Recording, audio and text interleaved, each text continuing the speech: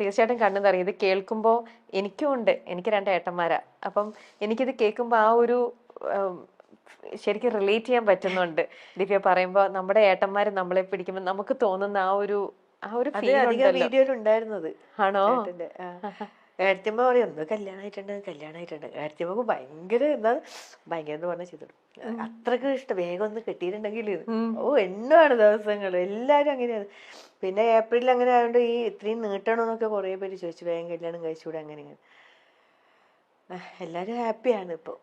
എല്ലാത്തിനും ഒരു സമയമുണ്ട്. ഇപ്പൊ അമ്മയ്ക്കും ചേട്ടനും എല്ലാവർക്കും സന്തോഷാണ്. പിന്നെ എന്തിനാ ഈ കണ്ണുകൾ നിറയണേ? അതെ, എന്നാലും നമുക്കത് പറയുമ്പോൾ അറിയാണ്ടൊരു ഇമോഷണൽ, നമുക്ക് ആ ഒരു ഇമോഷനിൽ വന്നു പോണ ഒരു ഇതാണല്ലേ. നമുക്ക് ചിരിക്കാം. ചിരിയുണ്ട്, ചിരിയുടെ കൂടെ ആനന്ദക്കണ്ണീര്. സത്യം, ആനന്ദക്കണ്ണീരാണത്.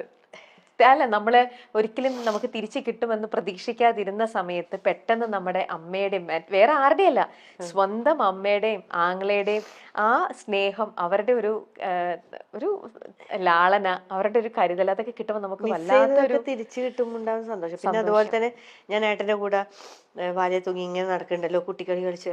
പക്ഷെ അതൊക്കെ എന്റെ നല്ല പ്രായത്തിൽ നഷ്ടപ്പെട്ട കുറച്ച് കാലങ്ങളല്ലേ. അതൊക്കെ എനിക്ക് തിരിച്ചെടുക്കണ്ടേ?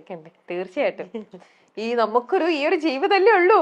ഈ ഒരു ജീവിതത്തിൽ ഇതെല്ലാം കുറച്ച് കുട്ടിയായിക്കോട്ടെ. അതെ, കുട്ടിയായിട്ട് തന്നെ അതൊക്കെ അങ്ങ് എൻജോയ് ചെയ്യാം. എനിക്ക് നഷ്ടപ്പെട്ടതൊക്കെ ഞാനൊന്ന് ആസ്വദിക്കട്ടെ. തീർച്ചയായിട്ടും ദിവ്യ. ഓക്കെ, വിവാഹ സമയത്ത് നിങ്ങളെ 2 പേരെയും നമ്മൾ പറഞ്ഞു. ദിവ്യക്ക് ജീവിതത്തിൽ ഇതിനോടകം ക്രിസ് കൊടുത്ത ഏറ്റവും വലിയ ഒരു ഗിഫ്റ്റ്? എനിക്ക് ഏട്ടൻ ഗിഫ്റ്റാ. എന്നെ ഏറ്റെടുത്തു, എന്റെ മക്കളെ ഏറ്റെടുത്തു. അത് തന്നെ ഏറ്റവും നല്ലൊരു സമ്മാനം. തിരിച്ചു കൊടുത്തതോ? തിരിച്ചെന്ത് കൊടുത്തു? ഞാൻ 2 മക്കളെ കൊടുത്തു, ഭാര്യനെ കൊടുത്തു. നിങ്ങൾ പറയാതിരിക്കാൻ പറ്റില്ല, നല്ലൊരു അപ്പ അമ്മ ഏട്ടന്റെ, പറയാതിരിക്കാൻ പറ്റില്ല. അവരെവിടെ? എറണാകുളത്താണോ? അവര് എറണാകുളത്താണോ? ട്രിവാൻഡ്രത്ത്. അവരും ട്രിവാൻഡ്രത്താണോ? എറണാകുളത്തും വരും. 2 സ്ഥലത്തായിട്ട്. പിന്നെ ഏട്ടന്റെ ചേച്ചിയുണ്ട്, പുഷ്പ ചേച്ചി, US-ലാണ്, ഡോക്ടറാണ്. അതും എന്താ പറയണ്ട അറിയില്ല, എന്നെ അതുപോലെ സ്നേഹിക്കുന്നുണ്ട്. അങ്ങനെ ഒരു അകൽച്ചയോ കാര്യങ്ങളോ, മക്കളുണ്ട് അതൊന്നും ഇല്ലാണ്ട് ചേർത്ത് പിടിക്കുന്നുണ്ട്. അതാണ് ഗിഫ്റ്റ്.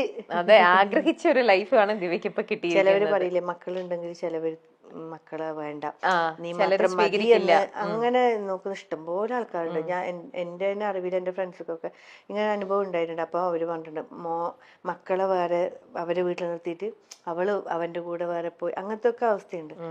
പക്ഷെ അതിലൊന്നും എനിക്ക് താല്പര്യമില്ല. കാരണം എന്റെ മക്കളെ, ഞാൻ നൊന്ത് പ്രസവിച്ച എന്റെ മക്കളെ ഞാൻ ഇത്ര പോലെ നോക്കി. അപ്പൊ നമ്മളെ 3 ചേർത്ത് പിടിക്കാൻ ഒരാള്, ആ കുടുംബത്തിലേക്ക് തന്നെ എന്താണ് ഒരു തെറ്റും കൂടാതെ, എനിക്ക് എന്താണ് ഒരു ഇതിനോട് ഇങ്ങനെ എന്താണ് നല്ല ധൈര്യത്തോടു കൂടി നല്ല ഇതായിട്ട് നിൽക്കാൻ നല്ലൊരു അപ്പ ഉണ്ട്, നല്ലൊരു അമ്മ ഉണ്ട്, ചേച്ചിയുണ്ട്, കസിൻ ഉണ്ട്, എല്ലാരും ഒരുപാട് ഫാമിലി മെമ്പേഴ്സ് ഉണ്ട്. ഓക്കെ, ദിവ്യക്ക് നിങ്ങൾ 2 പേരും ഒരേപോലെ സ്വപ്നം കാണുന്ന ഒരു കാര്യം അതെന്തായിരിക്കും? ഒരു വീട്. ആണോ? വീട് ഇല്ല അല്ല, ഉണ്ട്. പക്ഷെ നമുക്ക് നമ്മളേതായ സ്വന്തമായിട്ടുള്ള നമുക്കൊരു ആഗ്രഹം, ഒരാഗ്രഹം എനിക്ക് എന്റെ ബാലൻസ് ഒരു കാര്യല്ലേ, വീട് എന്നുള്ള സ്വപ്നം. കണ്ണൂരായിട്ടൊരു ചെറിയൊരു തറ കെട്ടി വെച്ചിട്ടുണ്ട്. അതായി എന്നൊക്കെയാണ് ന്യൂസിൽ വന്നത്. 2 നില വീട്, പിക്ചറൊക്കെ ഇല്ല, സംഭവം കെട്ടിയിട്ടില്ല. ഉള്ളൂ. അതിന് പതുക്കെ മതി, തിരക്കൊന്നുമില്ല.